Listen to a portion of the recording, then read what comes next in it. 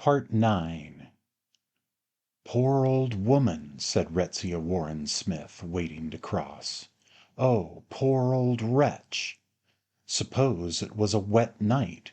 Suppose one's father, or somebody who had known one in better days, had happened to pass, and saw one standing there in the gutter. And where did she sleep at night?" Cheerfully, almost gaily, the invincible thread of sound wound up into the air, like the smoke from a cottage chimney, winding up clean beech trees and issuing in a tuft of blue smoke amongst the topmost leaves. And if someone should see, what matter they? Since she was so unhappy, for weeks and weeks now, Retsia had given meanings to things that happened, almost felt sometimes that she must stop people in the street, if they looked good, kind people, just to say to them, "I am unhappy." And this old woman singing in the street, if someone should see, what matter they, made her suddenly quite sure that everything was going to be right. They were going to Sir William Bradshaw. She thought his name sounded nice. He would cure Septimus at once. And then there was a brewer's cart, and the grey horses had upright bristles of straw in their tails. There were newspaper placards. It was a silly, silly dream, being unhappy. So they crossed, Mr. and Mrs. Septimus Warren Smith. And was there, after all, anything to draw attention to them?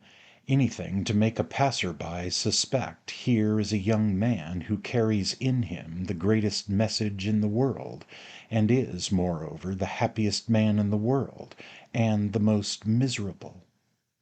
Perhaps they walked more slowly than other people, and there was something hesitating, trailing in the man's walk. But what more natural for a clerk, who has not been in the West End on a week-day at this hour for years, than to keep looking at the sky, looking at this, that, and the other, as if Portland Place were a room he had come into when the family are away, the chandeliers being hung in Holland bags, and the caretaker, as she lets in long shafts of dusty light upon deserted, queer-looking armchairs, lifting one corner of the long blinds, explains to the visitors what a wonderful place it is, how wonderful, but at the same time, he thinks, as he looks at chairs and tables, how strange. To look at, he might have been a clerk, but of the better sort, for he wore brown boots, his hands were educated, so, too, his profile, his angular, big-nosed, intelligent, sensitive profile, but not his lips altogether, for they were loose, and his eyes, as eyes tend to be, eyes merely, hazel, large, so that he was, on the whole, a border case, neither one thing nor the other, might end with a house at Purley and a motor car, or continue renting apartments in back streets all his life. One of those half-educated, self-educated men whose education is all learnt from books borrowed from public libraries, read in the evening after the day's work on the advice of well-known authors consulted by letter. As for the other experiences, the solitary ones, which people go through alone, in their bedrooms, in their offices, walking the fields and streets of London, he had them, had left home a mere boy because of his mother. She lied, because he came down to tea for the 50th time with his hands unwashed, because he could see no future for a poet in Stroud. And so, making a confidant of his little sister, had gone to London, leaving an absurd note behind him, such as great men have written, and the world has read later when the story of their struggles has become famous. London has swallowed up many millions of young men called Smith, thought nothing of fantastic Christian names like Septimus with which their parents have thought to distinguish them. Lodging off the Euston Road, there were experiences, again experiences, such as change a face in 2 years from a pink innocent oval to a face lean, contracted, hostile. But of all this, what could the most observant of friends have said, except what a gardener says when he opens the conservatory door in the morning and finds a new blossom on his plant? It has flowered, flowered from vanity, ambition, idealism, passion, loneliness, courage, laziness, the usual seeds, which all muddled up, in a room off the Euston Road, made him shy and stammering, made him anxious to improve himself, made him fall in love with Miss Isabel Pole, lecturing in the Waterloo Road upon Shakespeare. Was he not like Keats, she asked, and reflected how she might give him a taste of Antony and Cleopatra and the rest, lent him books, wrote him scraps of letters, and lit in him such a fire as burns only once in a lifetime, without heat, flickering a red gold flame infinitely ethereal and insubstantial over Miss Pole, Antony and Cleopatra, and the Waterloo Road. He thought her beautiful, believed her impeccably wise, dreamed of her, wrote poems to her, which, ignoring the subject, she corrected in red ink. He saw her one summer evening walking in a green dress in a square. It is flowered, the gardener might have said, had he opened the door. Had he come in, this is to say, any night about this time, and found him writing, found him tearing up his writing, found him finishing a masterpiece at 3 o'clock in the morning, and running out to pace the streets, and visiting churches, and fasting one day, drinking another, devouring Shakespeare, Darwin, the history of civilization, and Bernard Shaw. Something was up, Mr. Brewer knew. Mr. Brewer, managing clerk at Sibley's and Arrowsmith's, auctioneers, valuers, land and estate agents.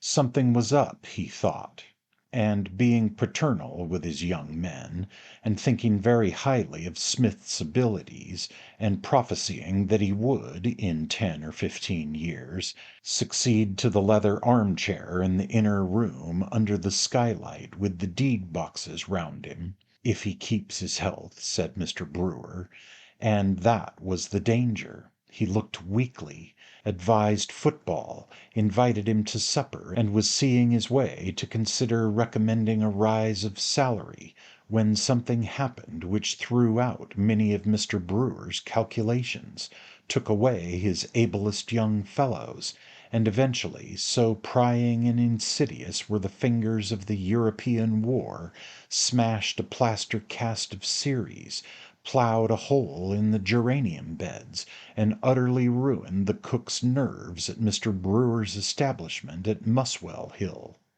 Septimus was one of the first to volunteer. He went to France to save an England which consisted almost entirely of Shakespeare's plays and Miss Isabel Pole in a green dress walking in a square. There in the trenches the change which Mr. Brewer desired when he advised football was produced instantly. He developed manliness, he was promoted, he drew the attention, indeed the affection, of his officer, Evans by name. It was a case of two dogs playing on a hearth-rug, one worrying a paper screw, snarling, snapping, giving a pinch now and then at the old dog's ear, the other lying somnolent, blinking at the fire, raising a paw, turning and growling good-temperedly. They had to be together, share with each other, fight with each other, quarrel with each other. But when Evans, Retzia, who had only seen him once, called him a quiet man, a sturdy red-haired man, undemonstrative in the company of women, when Evans was killed, just before the armistice, in Italy, Septimus, far from showing any emotion, or recognizing that here was the end of a friendship, congratulated himself upon feeling very little, and very reasonably. The war had taught him. It was sublime. He had gone through the whole show. Friendship, European war, death, had won promotion, was still under 30 and was bound to survive. He was right there. The last shells missed him. He watched them explode with indifference. When peace came he was in Milan, billeted in the house of an innkeeper with a courtyard, flowers in tubs, little tables in the open, daughters making hats, and to Lucrezia, the youngest daughter, he became engaged one evening when the panic was on him, that he could not feel. For now that it was all over, truce signed and the dead buried, he had, especially in the evening, these sudden thunderclaps of fear. He could not feel. As he opened the door of the room where the Italian girls sat making hats, he could see them. He could hear them. They were rubbing wires among colored beads in saucers. They were turning buckram shapes this way and that. The table was all strewn with feathers, spangles, silks, ribbons. Scissors were rapping on the table, but something failed him. He could not feel. Still, scissors rapping, girls laughing, hats being made protected him. He was assured of safety. He had a refuge. But he could not sit there all night. There were moments of waking in the early morning. The bed was falling. He was falling. Oh, for the scissors and the lamplight and the buckram shapes! He asked Lucrezia to marry him, the younger of the two, the gay, the frivolous, with those little artist's fingers that she would hold up and say, "It is all in them." Silk, feathers, what not were alive to them. "It is the hat that matters most," she would say when they walked out together. Every hat that passed she would examine, and the cloak and the dress, and the way the woman held herself. Ill-dressing, overdressing she stigmatized, not savagely, rather with impatient movements of the hands, like those of a painter who puts from him some obvious well-meant glaring imposture. And then, generously, but always critically, she would welcome a shop girl who had turned her little bit of stuff gallantly, or praise wholly, with enthusiastic and professional understanding, a French lady descending from her carriage in chinchilla, robes, pearls. "Beautiful," she would murmur, nudging Septimus that he might see. But beauty was behind a pane of glass. Even taste, Retzia liked ices, chocolates, sweet things, had no relish to him. He put down his cup on the little marble table. He looked at people outside. Happy they seemed, collecting in the middle of the street, shouting, laughing, squabbling over nothing. But he could not taste. He could not feel. In the tea shop among the tables and the chattering waiters the appalling fear came over him. He could not feel. He could reason. He could read, Dante for example, quite easily. "Septimus, do put down your book," said Retzia, gently shutting the Inferno. He could add up his bill. His brain was perfect. It must be the fault of the world, then, that he could not feel. "The English are so silent," Retzia said. She liked it, she said. She respected these Englishmen and wanted to see London, and the English horses, and the tailor-made suits, and could remember hearing how wonderful the shops were from an aunt who had married and lived in Soho. It might be possible, Septimus thought, looking at England from the train window as they left New Haven, it might be possible that the world itself is without meaning. At the office they advanced him to a post of considerable responsibility. They were proud of him. He won crosses. "You have done your duty. It is up to us," began Mr. Brewer, and could not finish, so pleasurable was his emotion. They took admirable lodgings off the Tottenham Court Road. Here he opened Shakespeare once more. That boy's business of the intoxication of language, Antony and Cleopatra, had shriveled utterly. How Shakespeare loathed humanity, the putting on of clothes, the getting of children, the sordidity of the mouth and the belly. This was now revealed to Septimus, the message hidden in the beauty of words, the secret signal which one generation passes under disguise to the next is loathing, hatred, despair. Dante the same, Aeschylus translated the same. There Retzius sat at the table trimming hats. She trimmed hats for Mrs. Filmer's friends. She trimmed hats by the hour. She looked pale, mysterious, like a lily, drowned, under water, he thought. The English are so serious, she would say, putting her arms round Septimus, her cheek against his. Love between man and woman was repulsive to Shakespeare. The business of copulation was filth to him before the end. But, Retzius said, she must have children. They had been married 5 years. They went to the Tower together, to the Victoria and Albert Museum, stood in the crowd to see the King open Parliament, and there were the shops, hat shops, dress shops, shops with leather bags in the window, where she would stand staring. But she must have a boy. She must have a son like Septimus, she said. But nobody could be like Septimus, so gentle, so serious, so clever. Could she not read Shakespeare too? Was Shakespeare a difficult author, she asked.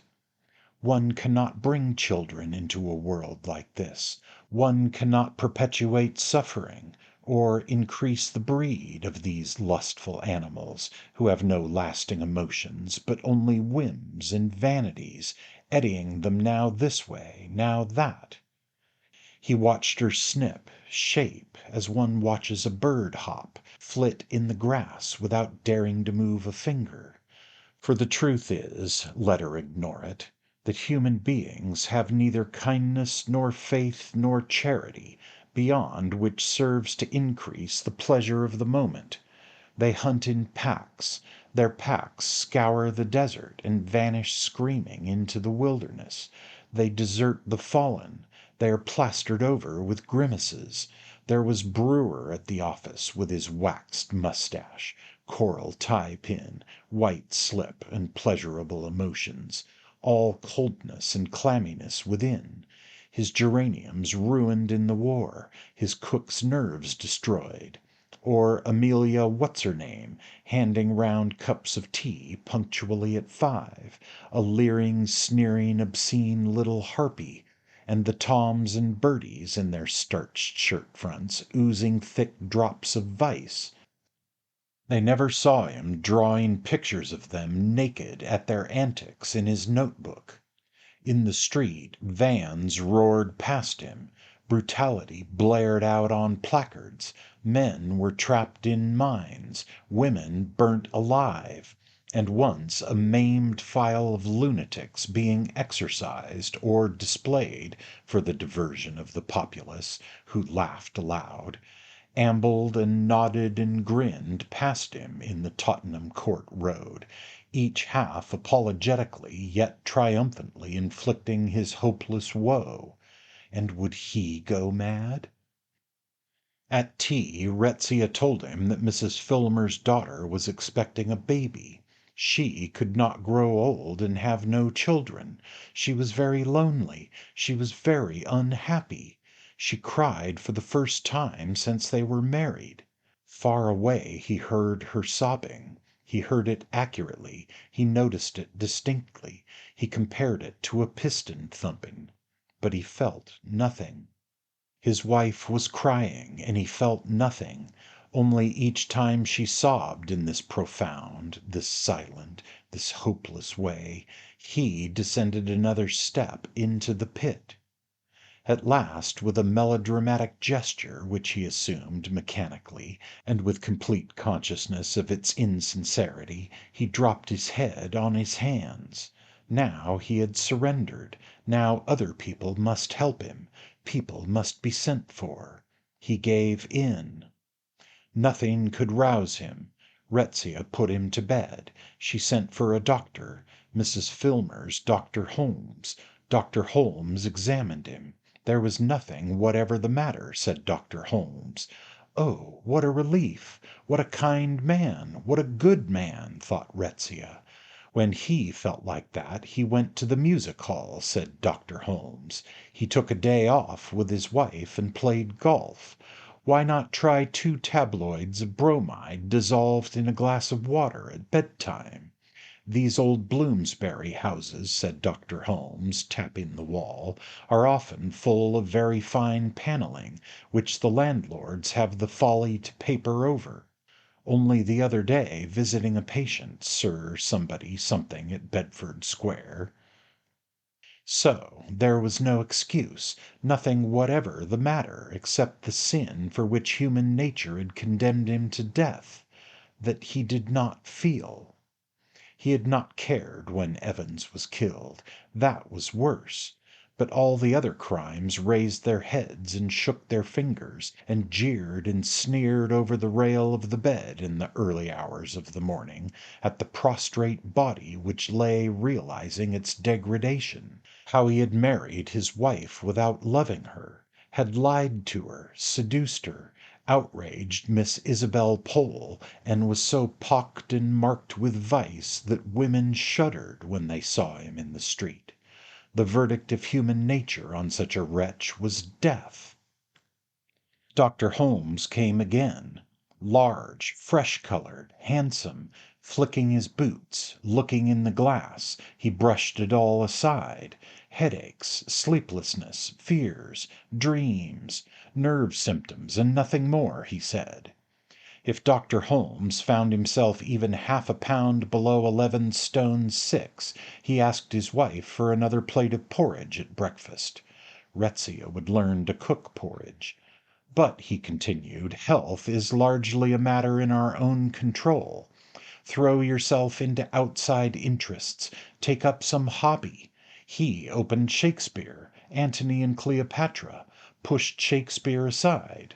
Some hobby, said Dr. Holmes, for did he not owe his own excellent health, and he worked as hard as any man in London, to the fact that he could always switch off from his patients on to old furniture, and what a very pretty comb, if he might say so, Mrs. Warren Smith was wearing. When the damned fool came again, Septimus refused to see him. Did he indeed? Said Dr. Holmes, smiling agreeably. Really, he had to give that charming little lady, Mrs. Smith, a friendly push before he could get past her into her husband's bedroom. So you're in a funk, he said agreeably, sitting down by his patient's side. He had actually talked of killing himself to his wife. Quite a girl, a foreigner, wasn't she? Didn't that give her a very odd idea of English husbands? Didn't one owe perhaps a duty to one's wife? Wouldn't it be better to do something instead of lying in bed? For he had had 40 years' experience behind him, and Septimus could take Dr. Holmes's word for it. There was nothing whatever the matter with him. And next time Dr. Holmes came he hoped to find Smith out of bed and not making that charming little lady, his wife, anxious about him. Human nature, in short, was on him, the repulsive brute with the blood-red nostrils. Holmes was on him. Dr. Holmes came quite regularly every day. Once you stumble, Septimus wrote on the back of a postcard, human nature is on you. Holmes is on you. Their only chance was to escape without letting Holmes know, to Italy, anywhere away from Dr. Holmes. But Retzius could not understand him. Dr. Holmes was such a kind man. He was so interested in Septimus. He only wanted to help him, he said. He had 4 little children, and he had asked her to tea, she told Septimus. So he was deserted. The whole world was clamoring, kill yourself for our sakes. But why should he kill himself for their sakes? Food was pleasant, the sun hot, and this killing oneself, how does one set about it? With a table knife, uglily, with floods of blood, by sucking a gas pipe? He was too weak, he could scarcely raise his hand. Besides, now that he was quite alone, condemned, deserted, as those who are about to die are alone, there was a luxury in it, an isolation full of sublimity, a freedom which the attached can never know. Holmes had won, of course, the brute with the red nostrils had won.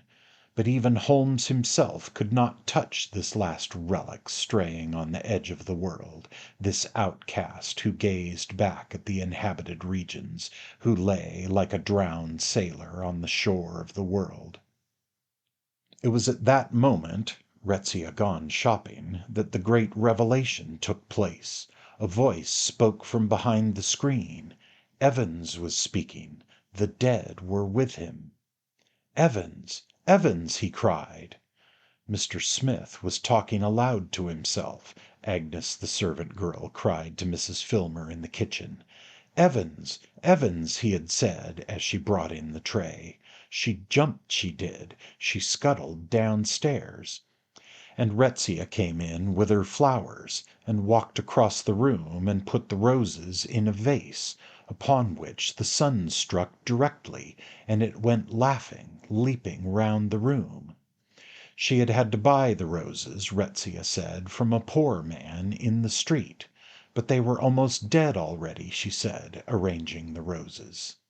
So there was a man outside, Evans presumably, and the roses, which Retsia said were half dead, had been picked by him in the fields of Greece. Communication is health, communication is happiness, communication, he muttered. "What are you saying, Septimus?" Retsia asked, wild with terror, for he was talking to himself. She sent Agnes running for Dr. Holmes. Her husband, she said, was mad. He scarcely knew her. "You brute! You brute!" cried Septimus, seeing human nature, that is, Dr. Holmes, enter the room. "Now, what's all this about?" said Dr. Holmes in the most amiable way in the world. "Talking nonsense to frighten your wife?" But he would give him something to make him sleep. "And if they were rich people," said Dr. Holmes, looking ironically round the room, "by all means let them go to Harley Street. If they had no confidence in him," said Dr. Holmes, looking not quite so kind.